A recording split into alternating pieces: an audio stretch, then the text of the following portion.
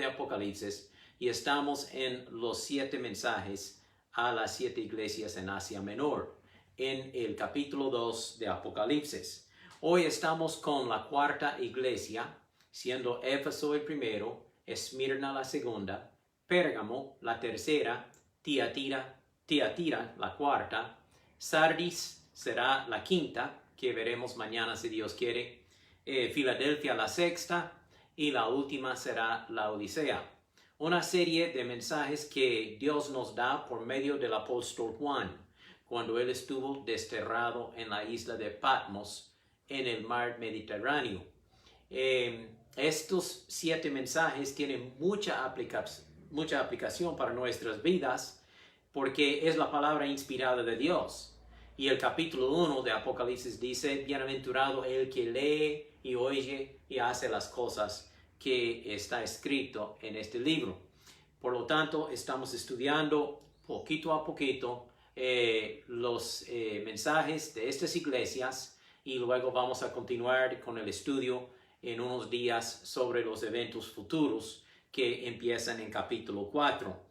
Si ustedes quieren recordar, los que son nuevos, debo explicar esto, que estamos dividiendo el libro de Apocalipsis en 3 secciones. El capítulo 1, versículo 19, nos da la clave de cómo dividir el libro de Apocalipsis en estas 3 partes. Las cosas que ya han acontecido, luego las cosas que son y luego las cosas que serán. Puede verlo en capítulo 1, versículo 19.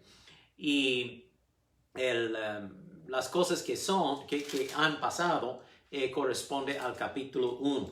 Ahí dice: escribe las cosas que has visto. Corresponde al capítulo 1. Luego sigue diciendo 1:19. Y escribe las cosas que son, que corresponde a capítulos 2 y 3. Y luego también Juan recibe órdenes de escribir las cosas que han de ser, tiempo futuro, que tiene que ver con capítulos 4 de Apocalipsis hasta el final del libro, capítulo 22. Pues para hoy estamos en Apocalipsis capítulo 2, versículos 18 al 29, el mensaje a Tiatira. Como podemos ver en cada uno de estos mensajes, hay un relato histórico. Esta es una iglesia literal que existió hace 2000 años en el tiempo de Juan. También hay un cuadro profético, para que entendamos algo acerca del futuro que esta iglesia representa. Entonces, un relato histórico, un cuadro profético, y luego habrá una aplicación práctica que vamos a hablar para nuestras vidas a la conclusión de este mensaje. Aquí en Apocalipsis 2:18 dice la palabra de Dios: y escribe al ángel de la iglesia en Tiatira, el ángel siendo el pastor de la iglesia. Y dice Dios a Juan: escribe al pastor de la iglesia en Tiatira, el Hijo de Dios, ¿quién es? Jesucristo, el que tiene ojos como llama de fuego y pies semejantes al bronce bruñido, dice esto. Pues se identifica que Jesucristo mismo está hablando a la iglesia y él dice que él es el Hijo de Dios, es divino. También él tiene ojos como de fuego, porque tiene que hablar con esta iglesia tanto en forma positiva como en forma negativa, porque hay ciertas cosas malas en esta iglesia. Y luego con pies como bronce bruñido, que es un símbolo de juicio en la palabra de Dios. Siempre el metal bronce habla de juicio. Y dice versículo 19, yo conozco tus obras y amor y fe y servicio y tu paciencia, y que tus obras postreras son más que las primeras. Primero Jesús habla en una forma positiva a esta iglesia en Tiatira y dice que es una iglesia que sobra en obras buenas, porque habla de su amor, su fe, su servicio para otros, su paciencia cuando las cosas no salen como uno quisiera, y también que sus obras postreras son más grandes que las primeras, va aumentando en las buenas obras. Pero luego él sigue diciendo que tengo unas pocas cosas contra ti, que toleras que esa mujer Jezabel, que se dice profetiza, enseñe y seduzca a mis siervos a fornicar y a comer cosas sacrificadas a los ídolos? Yo le he dado tiempo para que se arrepienta, pero no quiere arrepentirse de su fornicación. He aquí yo la arrojo en cama y en gran tribulación a los que con ella adulteran, si no se arrepienten de las obras de ella.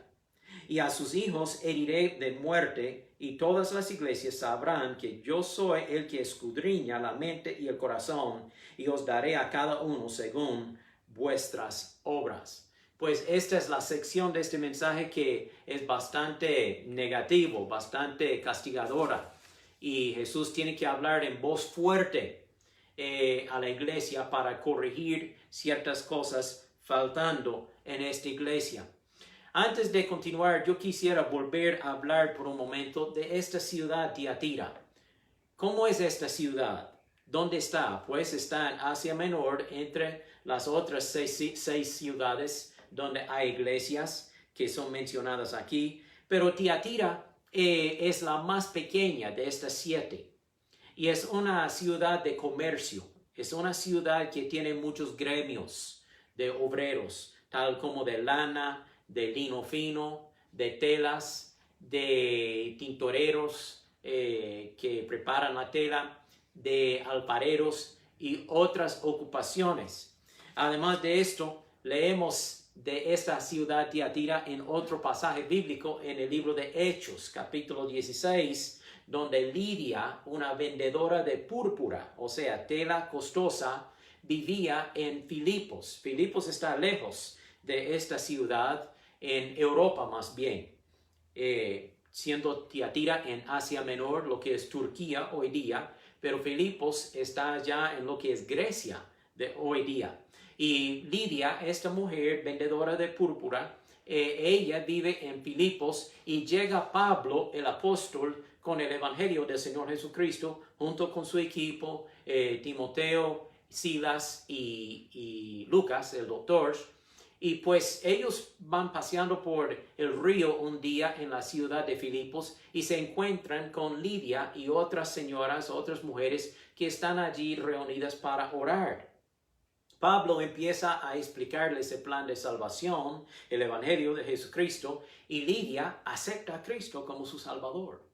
Luego ella dice, yo quiero que ustedes vengan a mi casa a comer, a alojarse, a tener culto en mi hogar, porque no hay iglesia, no hay capilla en Filipos, y así es como inició la iglesia en esta ciudad importante de Filipos. Lidia abriendo la puerta de su hogar y llegaron allí Pablo y su equipo para alojarse y hablar más de la palabra de Dios. Luego vemos también que Juan explica ahora que Satanás está cambiando su táctica. En los previos mensajes vemos que en Esmirna, por ejemplo, la segunda iglesia, y en Pérgamo, la tercera iglesia, había persecución contra los cristianos. Muchos habían sufrido y habían muerto por la causa del Señor Jesucristo, porque el gobierno romano pues demandaba que la gente quemara incienso sobre un altar y también que declara que César, el emperador, es Señor, es el más alto. Pero el cristiano de aquel día rehusaba hacer esa declaración y pagaba con su vida por rehusar a reconocer a César como Señor. El cristiano decía no. Más bien, Jesucristo es el Señor. Pues eso fue la persecución que vemos en Esmirna y en Pérgamo. Pero aquí en Tiatira, Satanás cambia su táctica. Ahora es infiltración. Él no ha podido destruir la iglesia totalmente por la persecución. Más bien, se hace crecer. Entonces, él cambia su táctica y él dice, ¿qué puedo hacer? Voy a infiltrarla con la mala doctrina, con la falsa enseñanza, con el error, con el pecado, la inmoralidad. Y efectivamente habla aquí en versículo 20 en adelante de una mujer que tiene sobrenombre Jezabel. Ahora probablemente esto no es el nombre actual de la mujer. Pero se usa el nombre Jezabel descriptivamente para describir cómo es esta mujer tan malvada, tan inicua, tan entregada a las cosas del mundo. Y esta mujer ha llegado a ser una profetisa, una predicadora en la iglesia de Tiatira. Pero no está enseñando la sana palabra de Dios. Está enseñando falsa doctrina, falsa enseñanza, y más bien también seduce a los líderes de la iglesia y los miembros de la iglesia a participar en cosas inmorales como la fornicación y la idolatría, las cosas sacrificadas a los ídolos paganos de los griegos y romanos como Zeus y Diana y otros que podríamos mencionar en otros estudios. Pero ahí vemos que Jezabel está hablando mala doctrina, y pues esto nos hace recordar de una mujer Jezabel en el Antiguo Testamento, en los tiempos del profeta Elías. Jezabel era hija de un rey pagano de Sidón, al norte de Israel, en la parte de lo que hoy día es Líbano.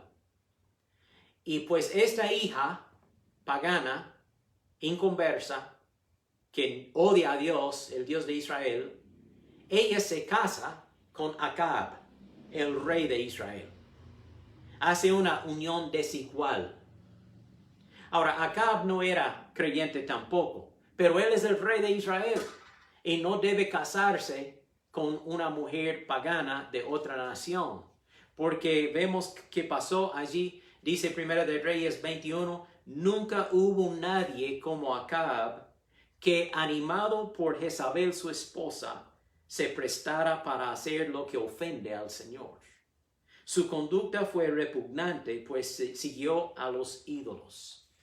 La esposa de Acab, Jezabel, esta reina malvada, animaba a su esposo a negar a Dios y a adorar a los ídolos, por lo cual Dios tuvo que juzgar a Israel y los mandó en cautividad a Asiria. Volviendo aquí a la historia en Apocalipsis, Dios hace comparación con aquella Jezabel y esta Jezabel en la iglesia. Ya estamos hablando de quizá unos 1000 años después. Y ahí vemos otra mujer incrédula, otra mujer malvada que está enseñando mala doctrina. Ha hecho una unión desigual con la iglesia del Señor Jesucristo. ¿Y qué dice Pablo en 2 Corintios 6? No se unan con los incrédulos en un yugo desigual. Sea matrimonio, sea negocio, sea en la iglesia, sea como sea. No hagan yugos desiguales con los incrédulos. Porque ¿qué comunión tiene la justicia con la injusticia? ¿Qué relación puede haber entre la luz y las tinieblas? ¿Qué concordia hay entre Cristo y Belial? ¿Qué tiene en común el creyente con el inconverso? ¿Qué acuerdo hay entre el templo de Dios y los ídolos? Pues no hay acuerdo. Es una diferencia completamente de polos apartes. Luego Pablo dice, ustedes, hijos de Dios, son el templo de Dios. Cristiano, usted es el templo de Dios, porque el Espíritu Santo mora en su ser. No hay razón por hacer unión desigual con el incrédulo, porque el incrédulo usualmente llevará a la persona cristiana en un retrocedimiento espiritual en su vida para no seguir caminando bien con Dios. Pues aquí vemos la enseñanza falsa de esta mujer, tal como dice Mateo 13:33, Jesús hablando, les digo otra parábola. El reino de los cielos es semejante a la levadura. La levadura representa el pecado. El reino de los cielos es semejante a la levadura que una mujer tomó y escondió en 3 medidas de harina hasta que todo quedó fermentado o leudado. Y ahí vemos el cumplimiento de esta parábola aquí mismo en Tiatira. El error y la falsa enseñanza siempre empiezan pequeños, por poquitos. pero va creciendo como la levadura. Ahí tiene la masa grande de harina con agua, con leche preparado y pone un poco de levadura en la masa y lo hace crecer, porque leuda toda la masa. Cuando permitimos error y falsa enseñanza en la iglesia, en el mundo evangelístico, cuando permitimos el error y la falsa enseñanza, pues entonces empieza a crecer, porque el diablo lo hace crecer. Es una de sus tácticas, no solo persecución, sino infiltración. Y luego Jesús dice aquí en el versículo 21, y le he dado tiempo para que se arrepienta, pero no quiere arrepentirse de su fornicación. No hay forma. Le he dado, he sido paciente. Dios no quiere que ninguno perezca. Él quiere que todos vengan al arrepentimiento.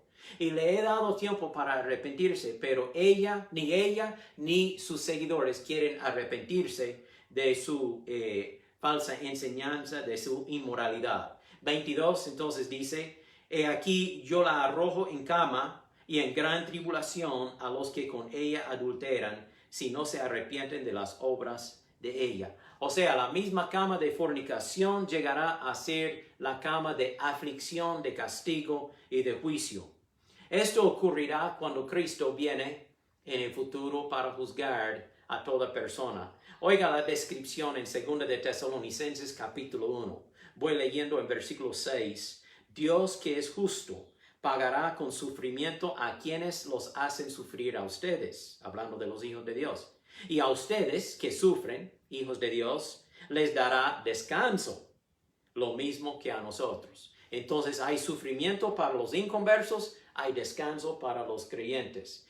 Esto sucederá cuando el Señor Jesucristo se manifieste desde el cielo entre llamas de fuego con sus poderosos ángeles para castigar a los que no conocen a Dios ni obedecen el evangelio de nuestro Señor Jesucristo. Ellos sufrirán el castigo de la destrucción eterna, o sea, el lago de fuego, lejos de la presencia del Señor. Bueno, por otro lado, en una nota positiva, habían ciertos creyentes verdaderos en Tiatira. No todo, pues, ha ido a la falsa doctrina, a la falsa enseñanza.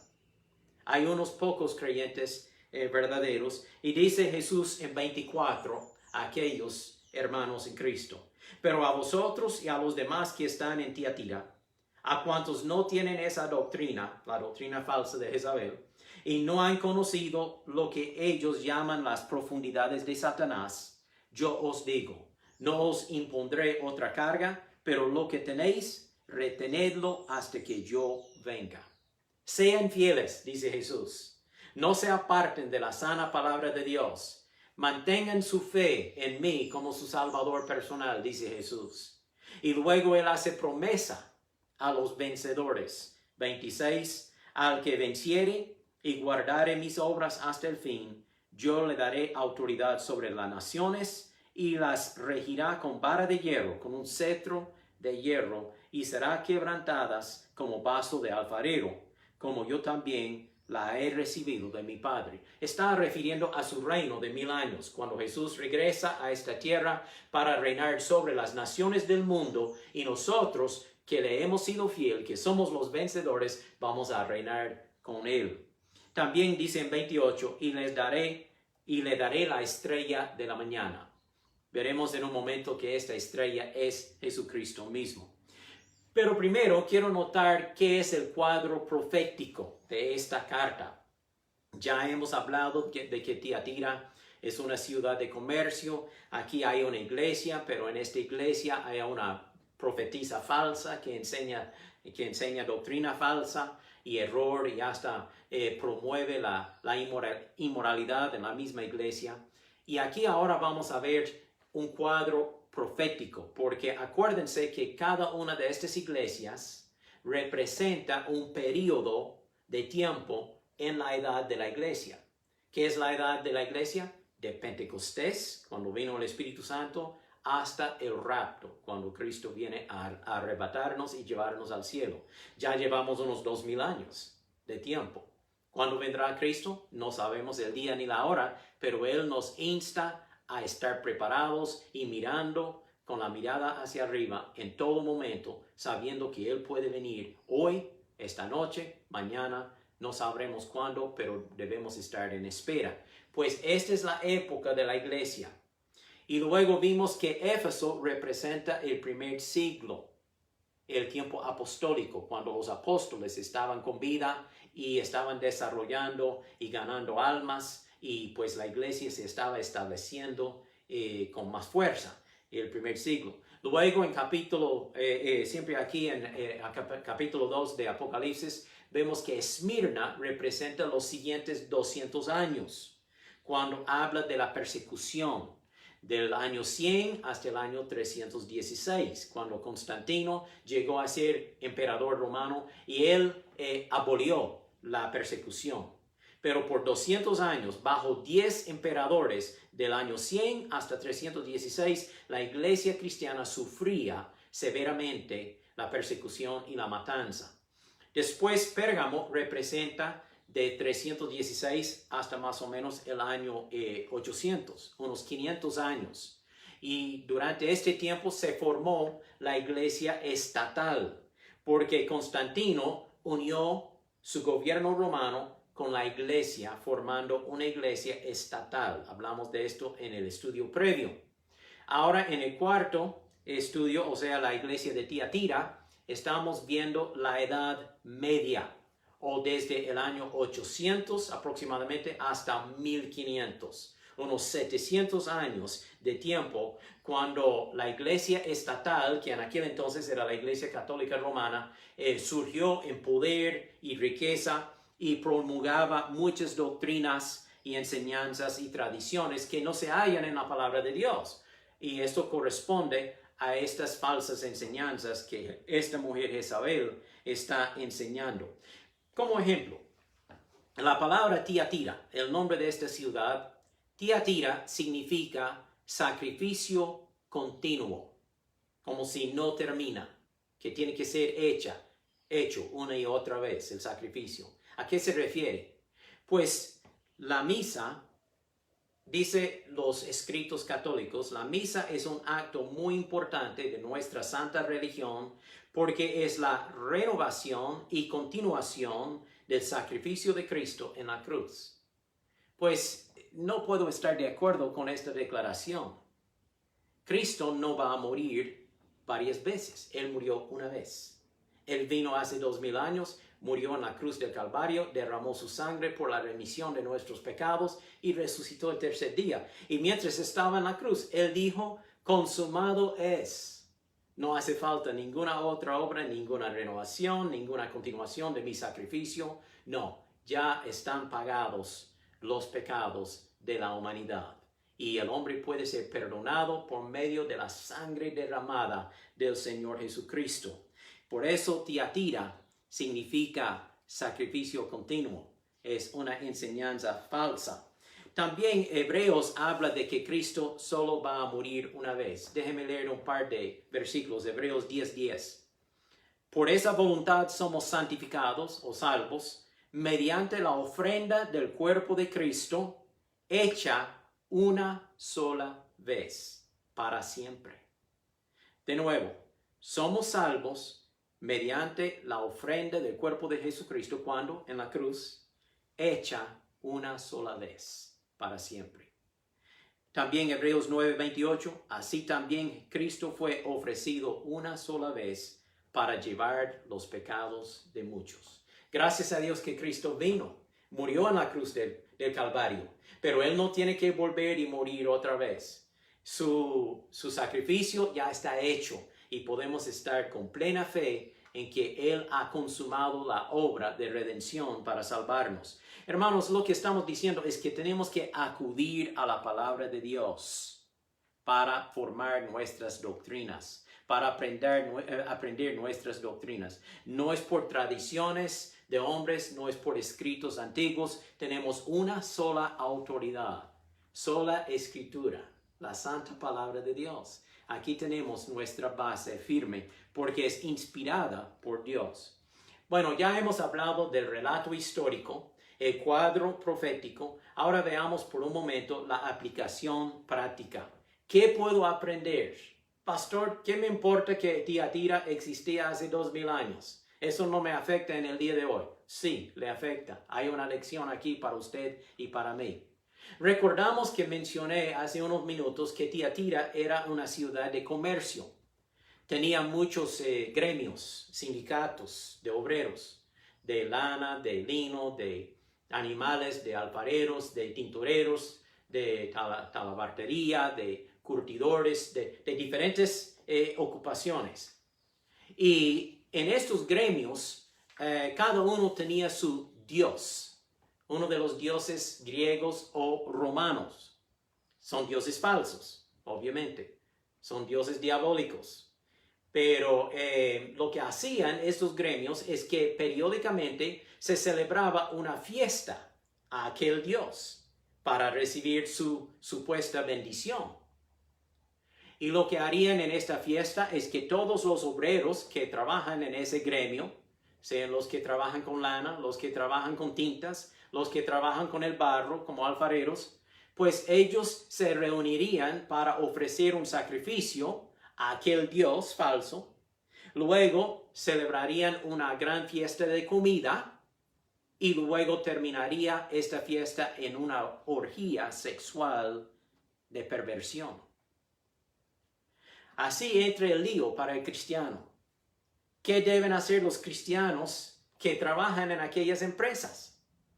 ¿Deben participar en ese libertinaje? ¿O deben mantenerse separados de esa clase de pecado? ¿Qué harán?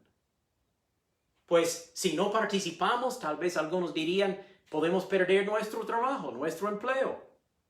Pero ¿cuál es más importante? Oyente, ¿cuál es más importante? ¿El placer del mundo? ¿El visto bueno del mundo o la voluntad de Dios y el visto bueno de Él? ¿Qué quiere escuchar un día? Bien hecho, siervo fiel, entre en el gozo de mi Señor. ¿O quiere escuchar, apártense de mí, obradores de maldad, nunca los conocí? Pues ahí entra en este problema el cristiano de Tiatira. Y él tiene que tomar una decisión. Santiago habla de esto como adulterio espiritual. Él dice en Santiago 4:4, adúlteros, ¿no se dan cuenta que la amistad con el mundo los convierte en enemigos de Dios? Amigo del mundo, enemigo de Dios. Amigo de Dios, enemigo del mundo. Lo repito, dice Santiago, si alguien quiere ser amigo del mundo, se hace enemigo de Dios. ¿Acaso piensan que las escrituras no significan nada? Pues vemos las escrituras siempre comparan esta amistad con las cosas del mundo, el pecado del mundo, participación en las cosas del mundo como adulterio espiritual. Está siendo infiel a Dios. Si usted es un hijo de Dios, ¿cómo puede participar en tales cosas? Está abandonando su amor para con Él y participando en algo indebido para el cristiano. Sigue Santiago hablando. Así que humíllense delante de Dios. Resistan al diablo y Él huirá de ustedes. Acérquense a Dios y Dios se acercará a ustedes. Lávense las manos, pecadores. Purifiquen su corazón porque su lealtad está dividida entre Dios y el mundo. Dios nos dice, sed santos porque yo soy santo. ¿Es usted hijo de Dios? ¿Soy yo hijo de Dios? Entonces debemos vivir una vida santificada y dedicada a Dios. Pablo lo dice así, hermanos, les ruego por las misericordias de Dios que presentéis vuestros cuerpos como sacrificio vivo, santo, agradable a Dios. Presente su cuerpo al Señor. Señor, mi cuerpo no es mío, es suyo. Yo quiero servirte con mi vida. Hágase la pregunta personal en este momento. ¿Es mi vida un sacrificio vivo para el Señor o es mi vida un instrumento de pecado dedicado al mundo? Bueno, hoy día cada generación de cristianos tiene que enfrentarse con esta misma complicada pregunta. Todos estamos en ese lío. ¿Hasta dónde podemos aceptar y adoptar las prácticas del mundo en nuestros negocios, trabajo, familia, diversiones y cualquier otra cosa de la vida cotidiana. ¿Hasta qué punto podemos participar? ¿Dónde tenemos que trazar la línea y decir, no, yo no puedo hacer esto? Mi familia, mi esposa y yo, nuestros hijos, cuando estuvieron aquí en casa, más de una vez tuvimos que pararnos y decirnos con cortesía, pero con firmeza, no podemos participar en eso, no es bíblico. Y el mundo no entiende. Ellos se ofenden. Bueno, ¿qué piensa que es? ¿Un santulón? ¿Es mejor que yo? No somos mejores que nadie. Simplemente somos pecadores perdonados por la sangre de Jesucristo y queremos dedicar nuestras vidas al servicio de Dios. Y tenemos que pararnos en algún momento sobre nuestras convicciones que vienen de la santa palabra de Dios. Que Dios nos ayude a poner a Jesús primero en nuestras vidas. Aquí hay una buena regla. 1 Corintios 10:31.